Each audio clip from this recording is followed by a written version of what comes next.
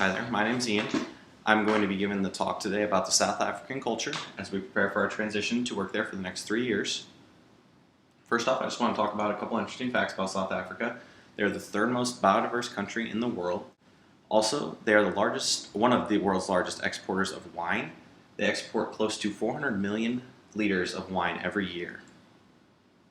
That being said, I'll go ahead and dive right in, starting with the demographics. We'll discuss the population and the languages. Then I'll go ahead and move on to the geography, as well as the economy. I'll touch on the communication in South Africa, both verbal and nonverbal. And of course, the all ever important business customs of South Africa. And then finally, family life and family values. That being said, we'll go ahead and dive right into the demographic. They have a population right around 51.77 million people. Of that, 79.2% are African, and then the colored and white percentages are pretty close. The coloreds do have a slightly higher, I think it's 8.91%, and then white is just 8.9%. The Indian Asian population is roughly sitting about 2.5%.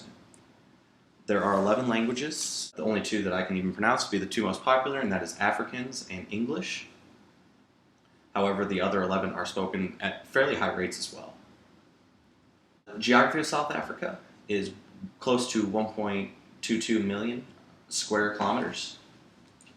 That being said, it is roughly the size of one-eighth the size of the U.S., and it is 1,600 kilometers from north to south and east to west. Land is low-lying in the coastal zones, which would make sense, but as you get right past the coastal line, you are going to instantly start finding hills and mountainous areas. Talking about the coastline again, there's 2,798 kilometers of coastline. This allows for numerous shipping centers and large shipping centers. The economy of South Africa. Their currency is in rands. 1 rand is approximately equal to 100 cents. The real GDP growth rate is sitting steady at about 3.2%. That was in the second quarter data of 2012. And that being said, they have the 25th largest GDP in the world, and of course the largest of all of Africa as well. The unemployment rate is sitting relatively high at 25.2%, and that was first quarter data from this year as well.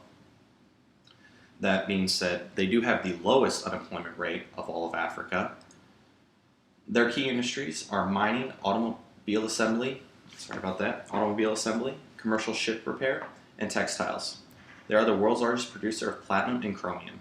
Some communication that is vitally important to us as we journey over there. Verbal communication.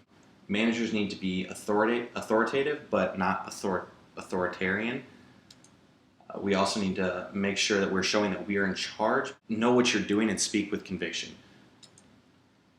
The South Africans have always strived for long-term relationships.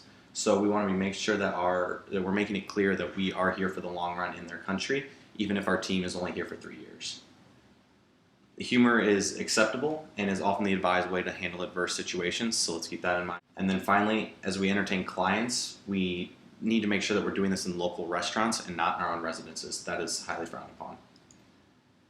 So the nonverbal communication of South Africa, they expect you to be knowledgeable of their country.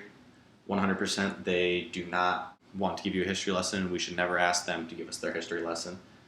Affirmative action policies, similar to here in the United States, have been implemented pretty recently. We need to be aware of them as we're hiring and firing. Ethnically diverse teams, while we would try to construct them, they can be difficult too. Not only black and whites having difficult work together, but for example, within cultures, just as the Zulu and Hausa, being punctual can vary across cultures, so we're going to err on the side of caution here and always just consider yourself to be on time. The business customs, despite the numerous languages spoken, English is still the language that's spoken in most business situations, and it is spoken at a very high level. Women do not generally play a large role in business. There has been some shifting lately, so hopefully we can bring some of that as well. The trade union movement still holds a lot of power. This should dissipate as the country develops and becomes more democratic even yet. More business customs. The dress code usually leans towards formal. Dress conservatively if you're unsure. Until recently, over 70% of the market was held by 4 huge corporations. That created a very hierarchical and bureaucratic system. I'll go ahead and talk about the family life here and family values. Despite monogamy being the norm, it is not uncommon for men to have multiple wives, so let's not try to discriminate against that. Christianity has reduced the number of that happening as well. Recognition is given to lengthy family lines. However, immediate family is generally in charge of raising the young, with the exception that the African families, they use and call on their extended families as caregivers and role models. My recommendations for when we get there, and before we get there as well, be aware of the possible language barriers, and it would not be hard to be able to at least get by speaking Afrikaans. Be conscious of the extremely variable environment.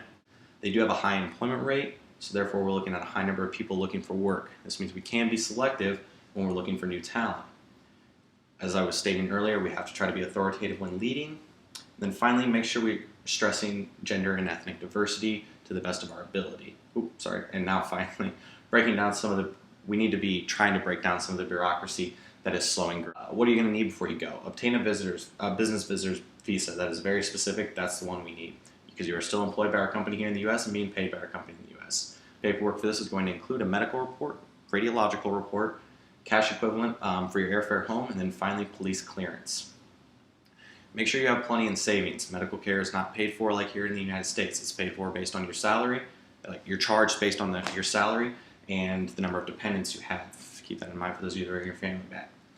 Thank you for that. Here's the references that I used for all that data.